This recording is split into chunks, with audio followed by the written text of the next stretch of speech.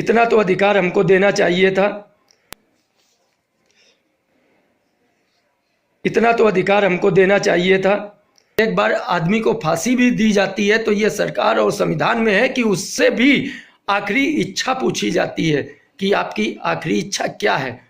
आपने इल्ज़ाम लगा दिया, आपने हमारे उद्देश्यों को, हमारी सुझावों को, विचारों को, हमारे मन में क्या चल रहा है उसके बारे में आपने एक बार पूछना चाहिए इल्ज़ाम लगाने के पहले कि पार्टी में जुड़े हैं, क्यों जुड़े हैं, किस लिए जुड़े हैं। इतना तो अधिकार हमको देना चाहिए था।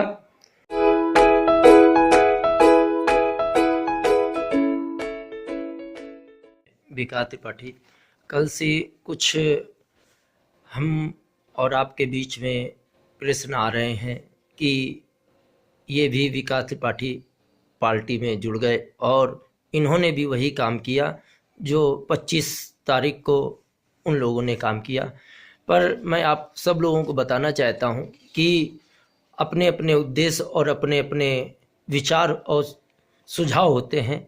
आप लोगों के सुझाव आए, अच्छा लगा, परंतु हमारे जो मन में है वो मैं आपको बता देना चाहता हूं कि संगठन और पार्टियों से जुड़ने से जो हम लोगों को लाभ मिलते हैं, उन लाभों के कारण आज जो समस्याएं हमारे पास आती हैं, जो हमारा कार्यकर्ता पुलिस और थाने कचहरी में जाता है, उनके बचने के लिए हमको कहीं ना कहीं किसी पार्टी या संगठन का हमको योगदान और सहयोग और उनकी मदद लेनी और करनी पड़ेगी। ये दिमाग में सबसे पहले तो रखिए। दूसरी बात, जो कि कुछ लोग कह रहे हैं कि चुनाव के लिए, आज मैंने अपने पिताजी से भी इस चीज़ को वीडियो बनवाया कि उनके माध्यम से भी कि अगर मेरा विश्वास ना हो, एक बुजुर्ग जो 82 वर्ष के हैं, उन्होंने इस बात के लिए बोल दिया है कि विकास त्रिपाठी चुनाव नहीं लड़ेंगे। विकास त्रिपाठी कभी चुनाव नहीं लड़ेंगे और न ही कभी मैं उनको सलाह दूंगा। और संगठन और ये लेकर के चलना एक अलग बात है। और मैं स्वतः फिर एक बार आपको विश्वास दिलाता हूं, मैं राजनीति नहीं करने आया हूं। मेरे परिवार का जो पैसा लगा है, मेरे निवेशकों का पैसा जो लगा है, मैं उसके लिए लड़ रहा हूं और उसके लिए ही लड़ूंगा। चुनाव मैं नहीं लड़ूंगा, ठीक। दूसरी बात, फिर मैं बोल रहा हूं कि आप लोग विश्वास बनाइए। दूसरा, संगठन और पार्टी बनाने का एक उद्देश्य होता है। क्यों उद्देश्य हुआ पार्टी बनाने का? क्योंकि हमारी और समस्याओं को ना कोई राज्य सरकार सुन रही है, ना केंद्र सरकार सुन रही है, ना सुप्रीम कोर्ट सुन रहा है। तो इसलिए हम लोगों को ये सरकार पर दबाव बनाने का एक ये उद्देश्य है कि चुनाव के पहले अगर इन्होंने हमारा काम कर दिया तो हमें चुनाव तक जाना नहीं है, और अगर इन्होंने नहीं किया तो चुनाव लड़ने में कोई बुराई नहीं है किसी को भी।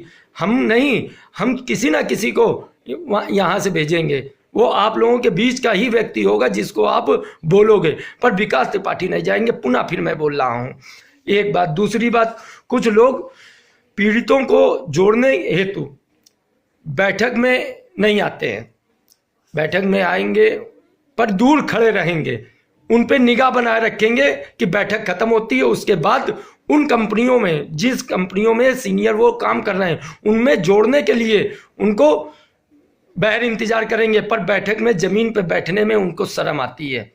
ये बड़ा निंदनीय है। उन जूनियरों की कमाई वो खा रहे हैं, उसमें शर्म नहीं आ रही है, पर जमीन पे और बैठक में आने पे उनको शर्म आ रही है। मैं उन सीनियरों से पुनः निवेदन करूंगा कि अगर आपको कंपनी में जोड़ना और जोड़कर उन जूनियरों का कमीशन खाने में आपको शर्म नहीं है, तो हमारे बैठकों में आने में भी शर्म नहीं करनी चाहिए। पार्टी बनाने से एक ये लाभ है कि जो हमारी मीडिया आज हमारा साथ नहीं दे रही थी, वो मीडिया को लाने में हम लोगों को मदद मिलेगी। क्योंकि पार्टी बनने पे ये होता है कि मीडिया कुछ चीज़ों को, कुछ मीडिया जो सरकार से नहीं, मतलब सरकार से उस चीज़ को विपरीत में खबरें दिखाता है, वो मीडिया हमारी खबर को सरकार तक पहुंचाने का और पूरी जनता के सामने लाने का काम करेगी। अभी तक इतने कार्यक्रम किए, मीडिया खुले मन से नहीं बोली है, हो सकता है कि पार्टी बनने के बाद मीडिया हमारा खुले मन से काम करे। अगर आप लोगों को लग रहा है कि मैंने गलत किया तो एक बार हम बात करना चाहते हैं, क्योंकि अगर आपको गलत लग रहा है और आप लोगों ने कई टिप्पणियां की हैं तो एक बार हमसे तो भी डायरेक्ट बात कर सकते थे, क्योंकि हमको जहाँ तक मालूम है कि एक बार आदमी को फांसी भी दी जाती है तो ये सरकार और संविधान में है कि उससे भी आखिरी इच्छा पूछी जाती है कि आपकी आखिरी इच्छा क्या है। आपने इल्ज़ाम लगा दिया, आपने हमारे उद्देश्यों को, हमारी सुझावों को, विचारों को, हमारे मन में क्या चल रहा है उसके बारे में आपने एक बार पूछना चाहिए इल्ज़ाम लगाने के पहले कि पार्टी में जुड़े हैं, क्यों जुड़े हैं, किस लिए जुड़े हैं। इतना तो अधिकार हमको देना चाहिए था। और समय समय पर आदमी के अंदर बदलाव ये कि अपने उद्देश्य को अलग नहीं हो रहे हैं, पर जैसे एक मौसम बदलता है, आज जाड़ा चल रहा है, ऊनी कपड़े हम लोग पहने, कल गर्मी आएगी, ठंडे कपड़े हम लोग पहनेंगे, और बरसात में बरसात वाले कपड़े पहने जाते हैं, आदमी व्यवस्था करता है। उसी हिसाब से हम लोग भी इस लड़ाई को तरह तरह से हमको लड़ना पड़ेगा, क्योंकि अगर हम लोग ये लड़ाई केवल एक तरीके से लड़ेंगे तो हम लोग नहीं जीत पाएंगे, क्योंकि अभी लड़ाई बहुत लंबी बाकी है। सरकार पर दबाव बनाने के लिए, लीगल लड़ाई लड़ने के लिए, वकील के माध्यम से, और जो भी पैसा फंड की हम लोगों को ज़रूरत पड़ती है वो पैसा नहीं आ पाता है। पार्टी बनी है कुछ ना कुछ सोच विचार के बनी होगी, और अगर आपको लग रहा है कि ये गलत है तो ये आपका सोचना और आपका ये विचार हो सकता है। क्योंकि आदमी जब परेशान होता है, एक और भी चीज़ हम बता दें, आदमी जब परेशान होता है, जैसे कि घर में कोई बीमार हो तो दवा के साथ में दुआ भी आदमी कराता है कि दवा तो हम ले ही रहे हैं, चलो मंदिर चलते हैं, चलो मस्जिद चलते हैं, फूंक दिला देते हैं, है ना, यहाँ पे ये है। तो कहने का मतलब कि दवा के साथ में दुआ भी हमको करनी पड़ेगी। वैसे ही आज हम 11 सवाल सीनियरों से पूछ रहे हैं, वो उसके साथ में हमको जो हमारे ज्योति नारायण जी 2011 में बोले थे 75,000 करोड़ की लैंड बैंक कीमत है, उस पर भी हम अपने ज़िले से मुकदमा उनके ऊपर लगाएंगे। हमारे पास वीडियो क्लिप है DD1 की, जो उन्होंने DD1 में उस चैनल में बोले थे कि हमारी लैंड बैंक कीमत 75,000 करोड़ की है। तो आज जो हमारी कंपनी प्रपोजल डाल रही है 28,000 करोड़ का, इतना कम क्यों डाल रही है? वो बाकी प्रॉपर्टी कहाँ गई? 2011 के बाद में बढ़नी चाहिए, इन्होंने कैसे घटा दी? उस पेपर की कटिंग के माध्यम से जो हमारे अखबारों में निकले थे, इनकी फोटो प्लस जो भी ज्ञापन निकला था, वो विद प्रूफ सहित हम अपने जिलों में उनके ऊपर भी मुकदमा लिखाएंगे। इसका जवाब हमको अदालत में दे आके, क्योंकि आज उन्होंने विटल सी भी बनाई, विटल सी में भी हम लोगों का पैसा फंसवा दिया, कार्ड बनवा दिए। मैं ज्योति नारायण जी को भी इस चीज़ के लिए बताना चाहता हूँ, इस वीडियो के माध्यम से आप तैयार हो जाइए जवाब देने के लिए।